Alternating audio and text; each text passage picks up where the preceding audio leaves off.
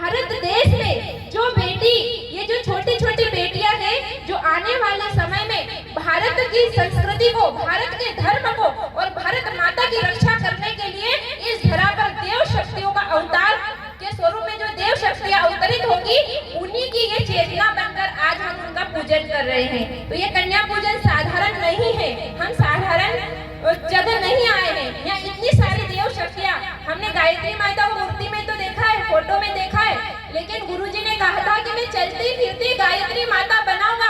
और चलती फिरती गायत्री माता कौन होगी? जिनके घर में बेटियां हैं वही गायत्री माता है। गुरुजी ने तक कहा था कि मैं घर घर में गायत्री माता पहुंचाऊंगा, गुरुजी ने पहुंचा दी। जिनके घर में बेटियां हैं वो गायत्री माता है, बस हमको उनको गायत्री माता का दर्शन कराना है, उनको दिखाना है कि बेटा तू गायत्री माता है। जब गायत्री माता बन जाओगी, चलती फिरती ये बेटियां गायत्री माता बन जाएगी, तो जो समाज में हो रहा है, जो हमारी बहनें गलत दिशा में जा रही है, वो खत्म हो जाएगा इन बेटियों के माध्यम से। क्योंकि आने वाला युग नारी युग होगा।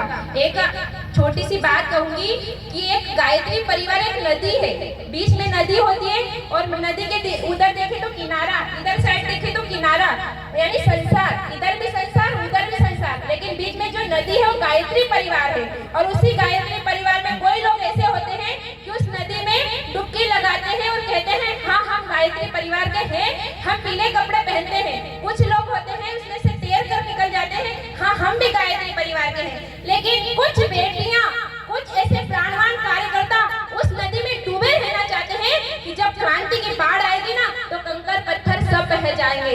इसलिए ये युग बदलने वाला है, क्योंकि बदलाव आने वाला है। माता जी की जन्म शताब्दी पर्व आ रहा है और जन्म शताब्दी पर्व में हमको माता जी को सूक्ष्म रूप में तो माता जी हमारे पास है, लेकिन स्थूल शरीर में यदि माता जी को देखना है तो ऐसी 5000 बेटियां दिखेगी यूपी में, सुल्तानपुर में, जब 13 दिसंबर से 17 दिसंबर में कार्यक्रम होगा।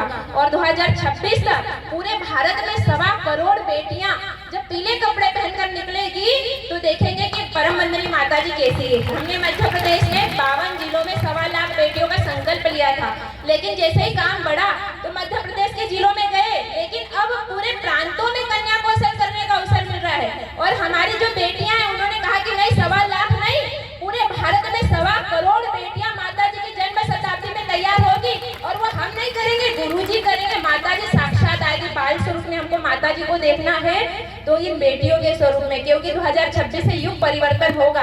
ये युग परिवर्तन वैसा परिवर्तन होगा कि हर मानव के अंदर देवत्व जगेगा और देवत्व को जगाने के लिए यही छोटी छोटी बेटियां जीजा माता बनेगी, छत्रपति शिवाजी महाराज को लाने के लिए। इन्हीं को कौशल्या बनाना है।